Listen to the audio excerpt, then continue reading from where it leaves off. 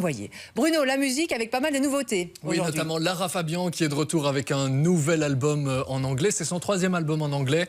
Elle nous en avait déjà proposé 2, mais c'était au début de la décennie 2000. Donc il y a eu vraiment une grande pause dans cette langue-là. Camouflage, c'est le titre de ce nouvel album. Alors que Lara, finalement, elle a toujours mis sa vie dans ses chansons. Elle n'a jamais rien caché. Ses chansons sont vraiment autobiographiques. Pourquoi ce titre alors Camouflage? Réponse de Lara. C'est vrai, d'ailleurs, c'est un peu un contre-pied. D'une certaine façon, cette chanson, d'abord, c'est le titre d'une chanson. C'est pas forcément ce qui peut refléter tout l'album, mais c'est le titre d'une chanson qui parle de cette façon qu'on a parfois d'utiliser un masque dans certaines circonstances et quel est le prix de décider de l'enlever, ce masque, finalement. Donc, je dirais que ce titre qui est relié aux autres parle vraiment de cette option, de ce moment dans la vie où on se dit, OK, peut-être qu'il est l'heure de prendre ce risque et d'être simplement soi. Camouflage, ce sera aussi le titre de la tournée, parce que vous arrivez bientôt à Forêt Nationale, ce sera le 9 juin prochain.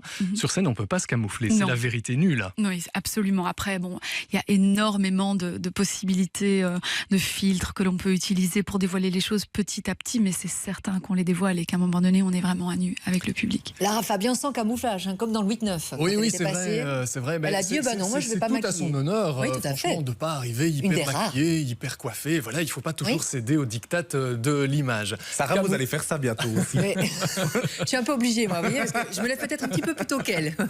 Camouflage, c'est donc le nouvel album de Lara Fabian et vous connaissez déjà le premier single, vous l'entendez partout, Growing Wings.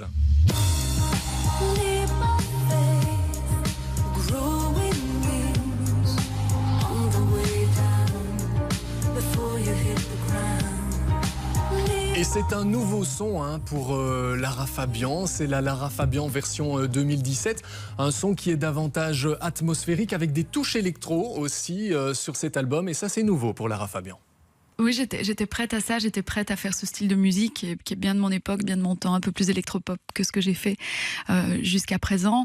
Et ma volonté était simplement d'abord de continuer à faire ce que j'ai toujours fait, parce que quelque part j'ai toujours écrit en anglais, j'ai toujours parlé l'anglais, ça fait partie de ma culture, de mon identité. Et c'était le moment pour moi d'écrire cet album un peu plus contemporain. Ouais.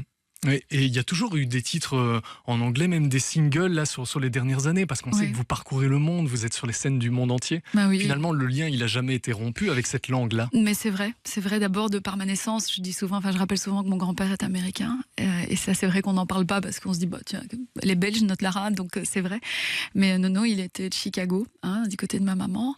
Et donc l'anglais c'est quelque chose que j'ai toujours entendu, toujours vécu. Mes premières chansons, je les ai apprises en anglais grâce à mon papa.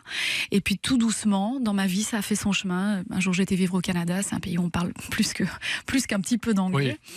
Et donc, ça a été assez naturel, finalement. Vous avez raison, ce fil n'a jamais été rompu. L'écouter, c'est génial. On se sent zen après. Elle parle très, très bien. C'est toujours un vrai plaisir de la croiser en interview. Et vous ne l'avez pas fait en anglais? Je ne l'ai pas fait en anglais, non. Mais j'ai déjà fait des interviews en anglais, mais c'est compliqué. C'est très, très compliqué.